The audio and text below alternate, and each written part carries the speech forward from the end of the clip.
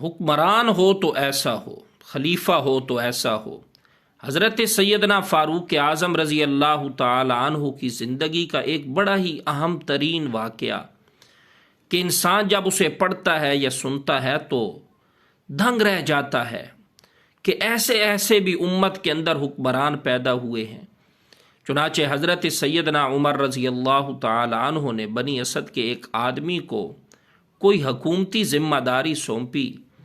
اور اسے اس کام پر مقرر فرمایا، تو وہ آدمی کسی دن حضرت سیدنا عمر رضی اللہ تعالی عنہ سے ملنے کے لیے حضرت سیدنا فاروق اعظم رضی اللہ تعالی عنہ کے پاس آیا، تو حضرت عمر رضی اللہ تعالی عنہ کے پاس ان کی اولاد میں سے یعنی کوئی پوتا وغیرہ ان کے پاس تھا، تو حضرت عمر فاروق رضی اللہ تعالی عنہ نے اس بچے کو اٹھا کر بوسہ دیا۔ تو وہ بندہ جو بنی اسد کا تھا وہ بڑا حیران ہوا اور کہنے لگا کہ حضرت میں نے تو اپنی اولاد کو بھی کبھی بوسہ نہیں دیا۔